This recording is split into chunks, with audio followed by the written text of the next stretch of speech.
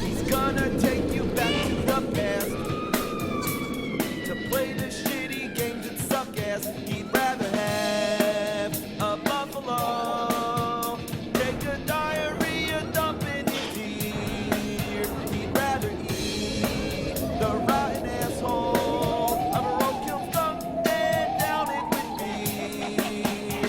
He's the angriest gamer you've ever heard. He's the angry Nintendo nerd. He's the angry Atari Sega nerd. He's the angry video game nerd.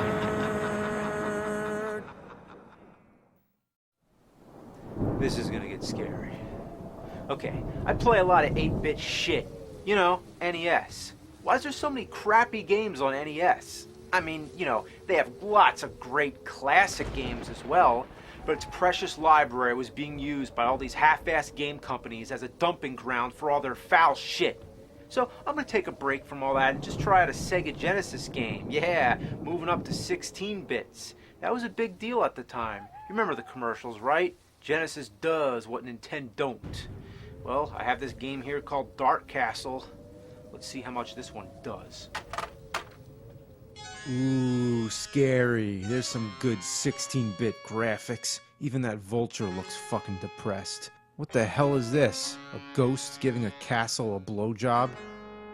The game starts up with no storyline, no explanation, no nothing. You're just some guy standing in a castle who looks like Shaggy from Scooby-Doo, or perhaps Peter Pan with a mullet.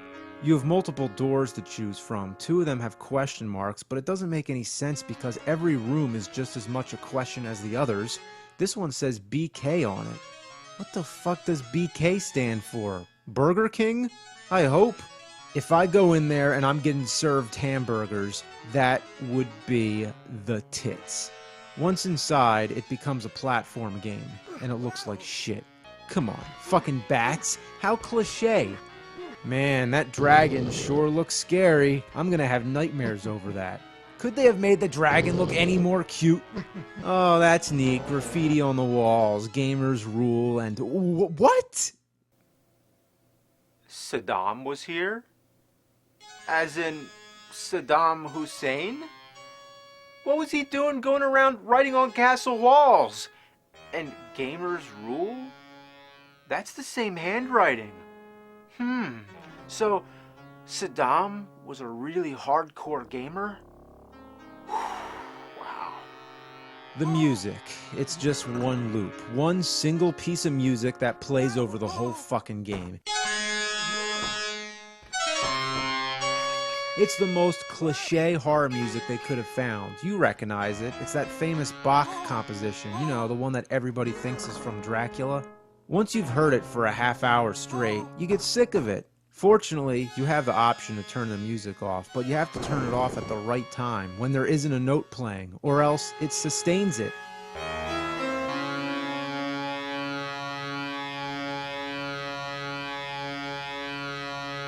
Isn't that the fuckest thing you've ever heard? Didn't anyone test this shitty thing out? Wow! Also, whenever you die, the music comes back on again, so you have to keep turning it off. The giant fatal flaw with this game is the control. It looks like I'm playing like shit, but I'm actually trying my best. The controls are fucked up beyond belief, and that's the hardest thing to explain. There is no way I can do it justice. The only way to know is to play it yourself, and I fucking dare you. The first problem is that you're nearly defenseless. The only weapon I found is rocks that you throw. Couldn't this guy get a sword or something? And the way you throw them defies all common sense when it comes to gaming. You don't just hold the D-pad in the direction you want to throw. Instead, you have to gradually turn your arm around in a clockwise or counterclockwise motion until it's pointing in the right direction. Try doing this when there's a million enemies and projectiles trying to kill you. There's not enough time to turn your arm around before you're dead. Why couldn't this just operate like any normal game? Whoever came up with this idea is nuttier than squirrel poop. Even the stairs are a complete pain in the ass. It's hard getting on the stairs, it's hard getting off the stairs.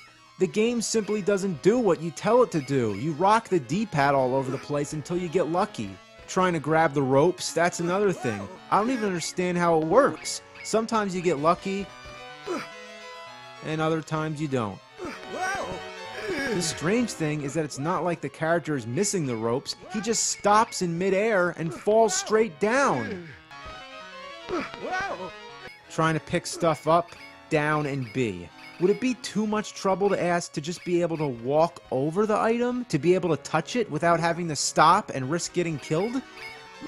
As you notice, you can duck. It's done by pressing down and B, but it only ducks for like a second. To stay ducking, you have to press up and B. Yup, pressing up to duck is pretty fucked up. But other than that, I just can't describe how this control feels. It is so awkward and stiff that I honestly thought something was wrong with my controller. That is totally inexcusable to make a game where the challenge is not in the game itself, but in handicapping the player. You have better luck playing Silver Surfer with the Power Glove. Some of the games that have the worst controls are Karate Champ on NES, and a lot of ones I've reviewed already, like Spider-Man on Game Boy, Kid Cool on NES, the Zelda CDI games, Terminator 2 on SNES, any of the Action 52 games, Lester the Unlikely on SNES, and I believe I said Winter Games on NES was the absolute worst when it comes to control. But now that I've played Dark Castle, this might take the cake. It's hard to compare because they're two totally different kinds of games. I'd say, at least for a platforming game, this is the worst I've played yet. And out of all the shit I've played, that's saying a lot. This game has sucked its fair share of ass, but now it's going for some more. Your character is a total buffoon. Everywhere you try to walk, he trips over things. You'd think his fucking shoelaces are tied together. Then he keeps getting dizzy. I don't know why it happens, but it happens constantly. He steps on something or touches something or whatever, and he starts spinning around, which leaves you vulnerable to attacks. This dizzy bullshit should be reserved for fighting games like Street Fighter. Even there, I think it's annoying. It just gives the other person a free shot. But at least it makes sense because you're getting hit in the head. This guy, it doesn't even matter. He gets touched on the foot and he gets dizzy. He also has no ability whatsoever to drop down from any height. He can be 2 fucking feet from the ground and it kills him, or at least sends him into a spinning frenzy. There's random pitfalls everywhere. Trap doors open up, anvils fall on you. It's a nightmare. To make things even harder, most of the enemies never seem to die. Hit them with a rock, they fall down for about 5 seconds and get right back up. Meanwhile, you're still trying to windmill your arm around to kill the other guys, so you're never going to be able to kill everything on the screen. It's hard enough just trying to navigate this guy without stumbling all over the place. They make it as difficult as it can possibly be. And if that's not enough, they have to fuck you in the ear with obnoxious sound effects. It's as if the game is literally making fun of you. On top of everything, it's one of those maze-like mindfuck games where you never know where to go. Can I go here? Nope. Can I go there? Nope. What about here? Nope. 3 spots on the same screen, all dead ends. Well, if it's a dead end, why can't they make it look like a dead end? Put a wall there or something. Why does it have to look like a wide-open passageway? Anywhere you fall down drops you into this torture room where people are getting whipped. I'm not even kidding by saying I've been playing this game for about a half hour and I've somehow ended up in this same room probably 100 times. It's like playing a Monopoly game where every space on the board says go to jail, and there's no way out. I happen to find a key, but I can't figure out what it does. I tried every spot I can think of, but this key is as useless as boobs on a bull. Anything you do, you're fucked. Try this, you're fucked. Try that, you're fucked. You're fucked, you're fucked, you're fucked, you're fucked, you're fucked, you're fucked, you're fucked. This is beyond any doubt the worst Sega Genesis game I have ever played. There's got to be something I'm doing wrong. Let me see. Maybe it's on a really high difficulty setting. Yeah, let me see what I could do here. Easy? It was on easy? That's their idea of fucking easy? Are they out of their minds? Alright, let's flick that shit switch and crank up that diarrhea dial. I got Dark Castle on CD.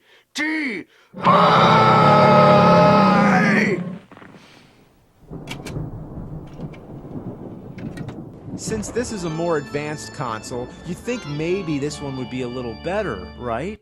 Well, the graphics are even cheesier and more cartoonish, and the controls, oh my fucking god, it's even worse. I can barely even fucking move. The control is impossible. You can't control it. You have more control over the weather than you do in the character in this game.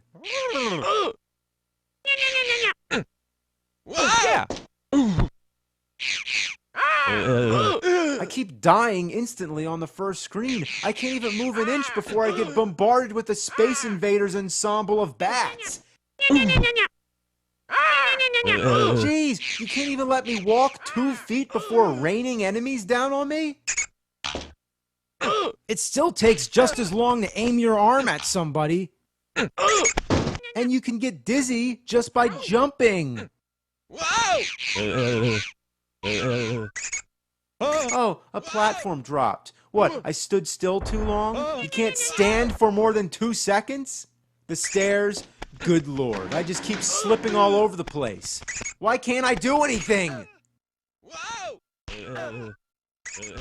The Genesis version was bad, but this one fucks you harder than life itself. It's like mixing shit with turds. It's the most heinously heinous thing ever conceived by humankind. It's a curse to the soul, and it must suffer the tortures of the damned.